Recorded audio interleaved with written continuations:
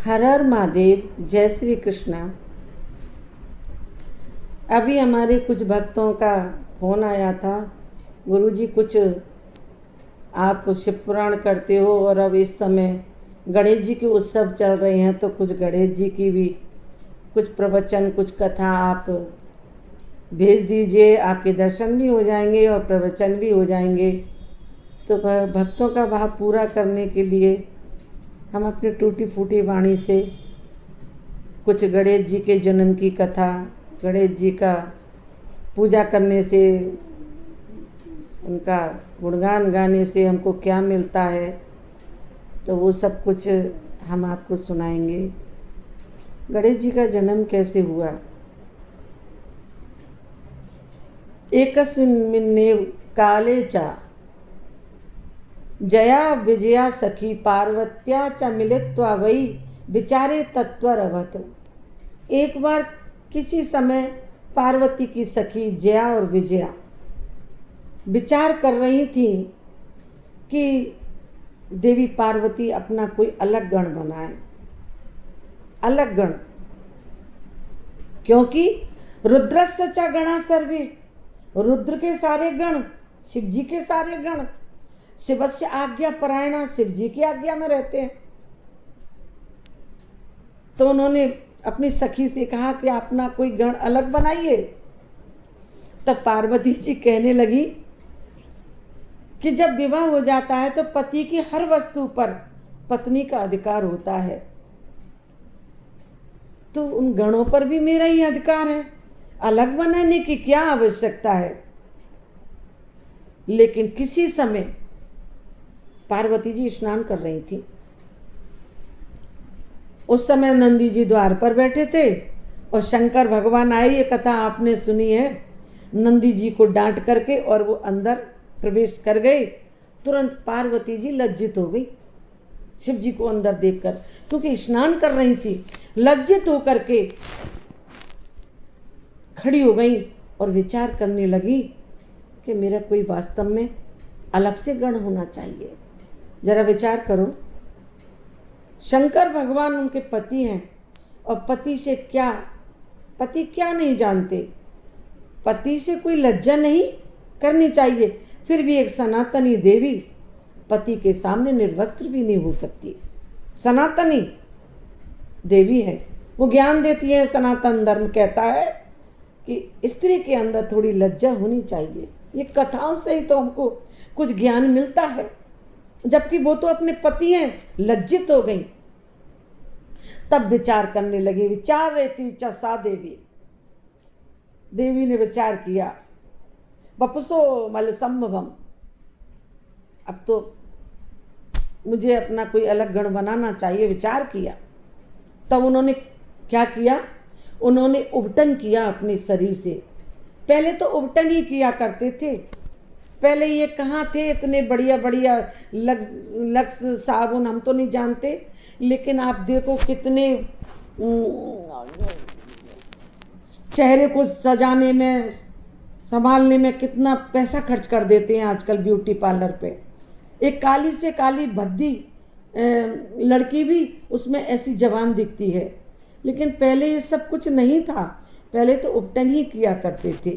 जब लड़कियों की शादी होती थी तो उपटन किया करते थे, हल्दी लगती थी। तो सनातन धर्म की सनातनी देवी हैं, वो हमको ज्ञान देती हैं कि उपटन ही हमारी सुंदरता को उभार देती है। तो वो उपटन कर रही थी। उपटन से जो भी कुछ उनका मेल निकला, उस मेल से उन्होंने सुंदर, सर्वथा निर्दोष, सुंदर अंगों वाला, विशाल, सर्व शोभा संपन्न महाबली पुरुष का निर्माण किया, एक बालक का निर्माण किया और अपने चित्त से उसमें चेतना शक्ति डाली। वो बालक चेतन होकर के कहने लगा,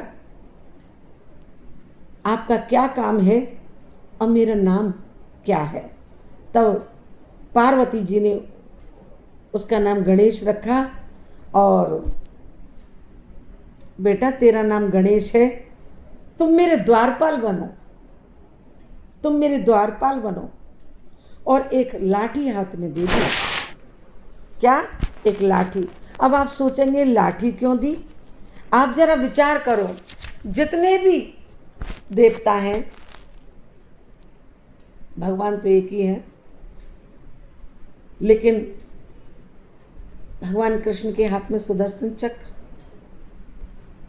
भगवान राम के हाथ में धनुष बाण, परशुराम जी के हाथ में फरसा, देवी के हाथ में खप्पर। ऐसा कोई भी देवता नहीं है जिसके हाथ में अस्त्र शस्त्र ना हो।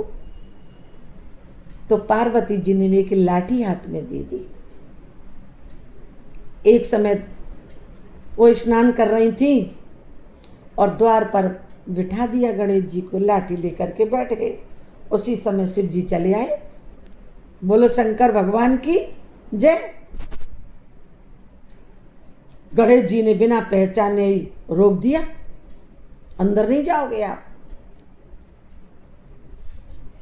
माता की आज्ञा है, मैं बिना अपनी माता की आज्ञा का उल्लंघन नहीं करूंगा, आपको अंदर नहीं जाने दूंगा। कहाँ चले जा रहे हो? और लाठी उठा ली। क्या? लाठी उठा ली, माँ की आज्ञा। शिव जी कहने लगे तुम मुझे जानते नहीं हो, मैं शिव जी हूं, तुम्हारा पिता हूं। इतने में तो गणेश जी ने लाठी का प्रहार कर दिया। शंकर भगवान ने लाठी का प्रहार खा करके युद्ध नहीं किया। संतों के विचार थे, हमारे विचार थे, तो इसलिए युद्ध नहीं किया होगा कि ये बालक है और बालक से हमारा लड़ना ठीक नहीं है। तो उन्होंने बराबरी के गणों को भेजा, बराबर कैसे लड़ाई करो, गणों को भेजा। आज गणों का युद्ध, सभी गणों का युद्ध गणेश जी से हुआ और गणेश जी ने सभी गणों को मार मार के भगा दिया। विष्णु भगवान का भी गणेश जी से युद्ध हुआ, लेकिन कोई नहीं हरा पाया गणेश जी को। क्यों? कि दुर्गा की शक्ति है गणेश जी पर, इसलिए वो शक्तिशाली बना दिया दुर्गा जी की शक्ति ने, शक्तिशाली बना दिया। कोई हरा नहीं पाया गणेश जी को। ध्यान दो, युद्ध के बीच में पीछे से शंकर भगवान ने गणेश जी का सिर त्रिशूल से अलग कर दिया। आप जरा विचार करो, ऐसा शंकर भगवान ने क्यों किया? शंकर भगवान प्रत्येक कथा हमको ज्ञान देती है कि हम जो भी कोई कर्म करेंगे उसका फल हमको भोगना पड़ेगा। भगवान राम ने भी जो 14 वर्ष तक वन भटके हैं, उनका भी पहला प्रारब्ध था अपनी माता का श्राप। रेणुका उनकी माता थी और पिता की आज्ञा से जामदाग्नि ऋषि एक बार रेणुका मानसिक पाप कराई। उन्होंने एक गंधर्व के जोड़े को मिलन करते हुए देख लिया तो मन में गलत विचार आ गया, मन से पाप कराई कि ऐसा सुख मुझे मिल जाता। और वो पाप करके अपने आश्रम पर आई तो जामदाग्नि ऋषि पहचान गए कि रेणुका मन से पाप करके आई हैं। तब उन्होंने परशुराम जी से कहा कि अपनी माता को जंगल में छोड़ाओ, इसका सर धड़ से अलग करके आओ। परशुराम जी ने अपनी माता को जंगल में छोड़ा और सर को काट डाला। जब आश्रम आए तो पिता ने कहा, बेटा तुमने मेरी आज्ञा का पालन किया, वरदान मांगो, क्या चाहते हो? तब परशुराम जी कहने लगे, मेरी माँ को आप जिंदा कर दीजिए। तब जामदाग्नि ऋषि ने माता को जिंदा कर दिया, लेकिन वन में तो छोड़ा। तब माँ का श्राप था, किसी दिन पुत्र तू भी, जैसे मुझे तू वन में छोड़ के गया है जंगल में, ऐसे ही तू, मैं श्राप देती हूँ, किसी दिन जंगल में भटकेगा। तो राम जी ने भी ये करके दिखाया। शास्त्र हमको कोई ना कोई ज्ञान देते हैं कि हमें कर्म का फल भोगना पड़ेगा। यहाँ भी ये शास्त्र हमको ज्ञान देता है कि शिव जी ने सर क्यों काटा, ये भी कोई प्रारब्ध था शंकर भगवान का। ब्रह्म वैवर्त पुराण में ये प्रसंग आया है कि शिव जी को कश्यप ऋषि का श्राप था। ब्रह्म वैवर्त पुराण में कश्यप ऋषि का श्राप था कि एक बार शिव जी ने किसी कारणवश त्रिशूल से सूर्य पर प्रहार कर दिया। सूर्य कश्यप जी के पुत्र हैं। प्रहार कर दिया और वो चेतनाहीन हो गए, अचेत हो गए। तब कश्यप जी ने श्राप दिया शंकर भगवान को कि किसी दिन तुम अपने हाथों से ही अपने पुत्र को सिर काट दोगे। तो वो प्रारब्ध यहां भोगना पड़ा, अपने हाथों से ही सिर काट दिया। बाप माफ कर देगा लेकिन पाप माफ नहीं करेगा। जो पाप किया है उसका फल भोगना ही पड़ेगा। सर को कटते ही पार्वती जी क्रोध में आ गई और रोने लगी। किम करोमी क्व गच्छामि हा हा दुखम उपागतम। हाय मैं कहाँ जाऊं, क्या करूं, बड़ा दुख उत्पन्न हो गया, यह दुख कैसे दूर हो। पार्वती रोने लगी।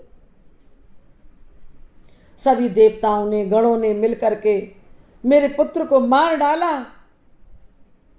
प्रलयंबा करोम्याम, मैं प्रलय कर दूंगी। और पार्वती जी ने निर्ममे तक्षणम क्रुद्धा सर्वलोक महेश्वरी, पार्वती जी ने करोड़ों शक्तियों को प्रकट कर दिया और जगदम्बा कहने लगी, देवियों प्रलय कर दो, विचार ही मत करो। आज सभी देवियों ने मिलकर के प्रलय कर दिया और गिरजा ने अपने शरीर को दाहक रूप बना लिया। गिरजा जी के दाहक रूप को देख करके पृथ्वी कांप गई। देवता ऋषि देवी को शांत करने में लगे हैं। सभी प्रार्थना कर रहे हैं, शांत हो जाइए, शांत हो जाइए देवी। तब कहने लगी देवी, यदि मेरा पुत्र जीवित हो जाए तो मेरे पुत्र की पहली पूजा होनी चाहिए और गणों का अध्यक्ष होना चाहिए, तो मैं शांत हो सकती हूं, अन्यथा तुम सुखी नहीं रहोगे, सुखी नहीं रहोगे। तब शंकर भगवान ने विष्णु भगवान से कहा कि उत्तर दिशा की ओर जाओ। ये कथा गणेश पुराण में आई है। शंकर भगवान कहने लगे कि उत्तर दिशा की ओर जाओ और वहां तुम्हें एक हाथी मिलेगा, एक दांत वाला, और उस हाथी का सिर काट के ले आओ। ये कथा गणेश पुराण में आती है कि एक बार दुर्वासा जी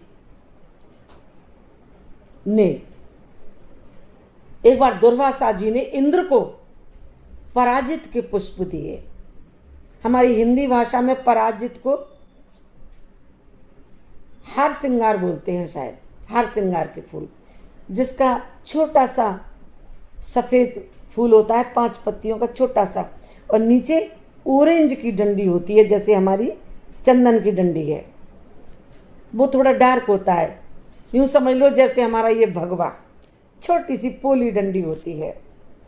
वो रात को खिलते हैं, सुबह पृथ्वी पर गिर जाते हैं। उसको पराजित के पुष्प, हार श्रृंगार भी हमारे देसी भाषा में बोलते हैं। तो वो पुष्प इंद्र को दिए, लेकिन इंद्र ने वो पुष्प, आप जरा विचार करो, अगर कोई संत महात्मा मुनि आपको आशीर्वाद में कोई पुष्प दें तो उसको ग्रहण कर लेना चाहिए। उन्होंने उन पुष्पों को ऐरावत हाथी के सिर पर डाल दिया। तब दुर्वासा जी ने कहा कि जिसके मस्तक पर ये पुष्प होगा वो लक्ष्मी वाला होगा, बलवान, बुद्धिमान होगा और विष्णु की तरह उसकी पूजा होगी। जो भी कोई गणेश जी की पूजा करेगा, दीप जलाएगा, उत्सव मनाएगा, उनका कीर्तन करेगा, उनको प्रसन्न करेंगे, उनका व्रत करेंगे, तो उनको अतुल सुख देंगे गणेश जी। क्यों? कि गणेश जी को वरदान है उनके मस्तक पर वो सिर लगा है जो दुर्वासा जी ने जो पुष्प दिए थे पराजित के, जिस पुष्पों की महिमा है, पराजित के पुष्पों की महिमा है कि वो लक्ष्मी वाला, बलवान, बुद्धिमान विष्णु की तरह पूजा होगी, ऐसा होगा। उस हाथी का सिर विनायक के सिर पर लगाया, तब उसका नाम गणेश पड़ा। बोलो गणेश जी महाराज की जय। तो गणेश जी का जन्म कब हुआ? रात्रि के प्रथम प्रहर में। कब होता है रात्रि का प्रथम प्रहर? सूर्य अस्त से पहले। गिरजा के चित्त से भादों का महीना शुक्ल पक्ष और चतुर्थी को गणेश जी का जन्म हुआ था। बोलो गणेश जी महाराज की। तो आपको कल वो व्रत बताएंगे जिस व्रत के करने से शंकर भगवान ने फिर व्रत बताए हैं गणेश जी के, कि जिस व्रत को करने से मनुष्य को अतुल सुख मिलता है। वो व्रत हम आपको कल इसी समय वीडियो बना करके भेजेंगे। अगर आप हमारे चैनल को लाइक करेंगे, सब्सक्राइब करेंगे, और जितना आप सब्सक्राइब करेंगे तो आपके पास में हमारी इन 10 दिनों में गणेश जी से संबंधित वीडियो जाती रहेगी। लाइक करें, सब्सक्राइब करें और कमेंट करें कि आज का प्रवचन आपको कैसा लगा। हर हर महादेव। बोलो गणपत गणेश की।